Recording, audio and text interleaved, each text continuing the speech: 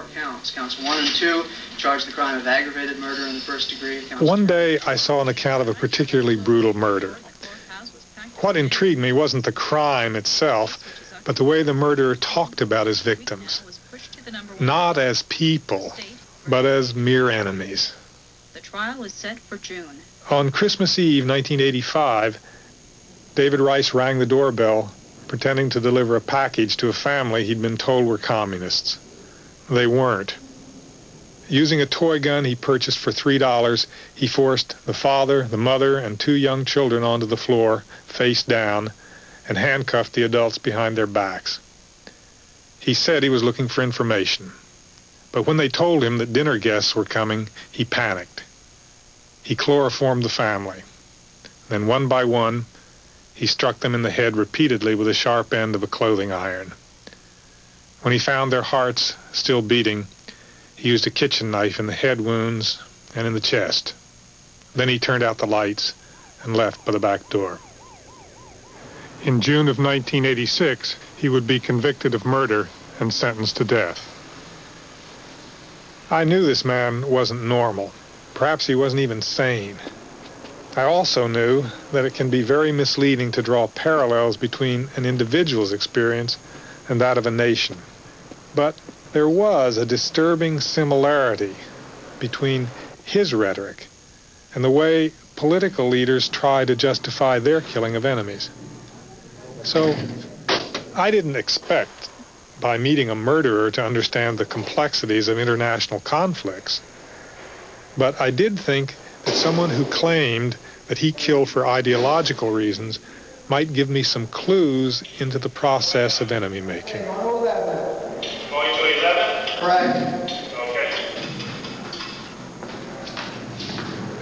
A lot of people are going to say I'm psycho or something like that, but there really is a definite plan to turn this world into a one-world communist government. It's proven and it's evident. All you have to do is look around.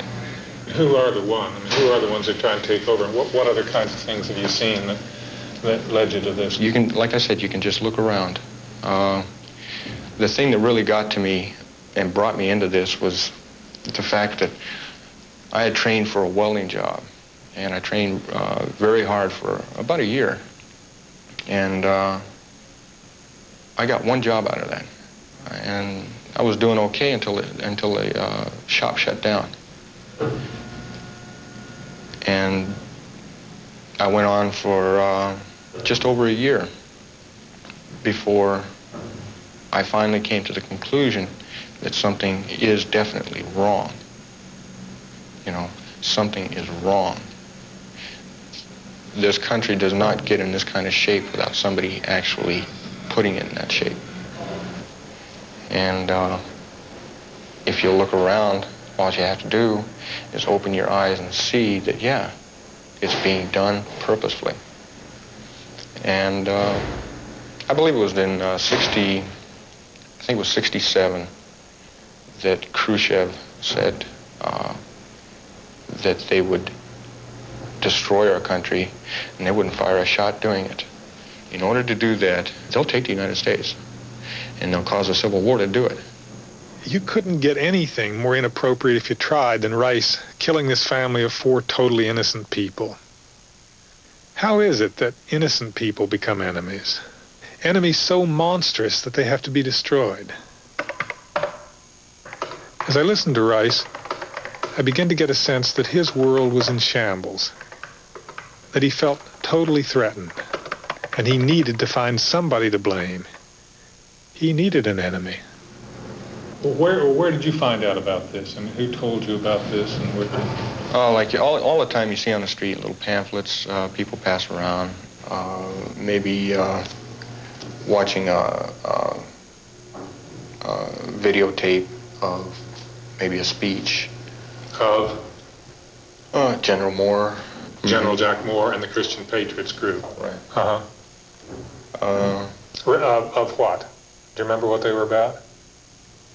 I remember one in particular that really hit me was when he mentioned that there were troops on either border. In 1977, the Gulf of Baja, California, on December the 3rd, 1976, excuse me, there was a 27-ship convoy of Russian ships came around the point of the Baja and landed in these two areas here. These ships came in at nighttime. By the next morning, they had been unloaded. They had been loaded onto flat cars that were waiting in this area here at this point, and this point. And from there, they were camouflaged, and they were sent up. Look where they went. Right up here to the border, from here to the border, another branch to the border here, up to the border at El Paso. It is a war. It's always been a war. Even right up from World War II on.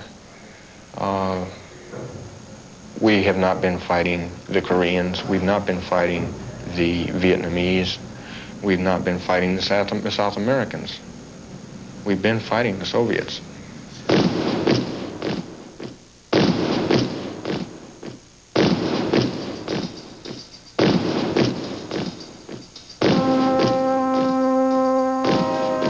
Clearly, Rice was not a soldier and had never been. But his delusions were based on reality. We perceive the Soviets as our enemy.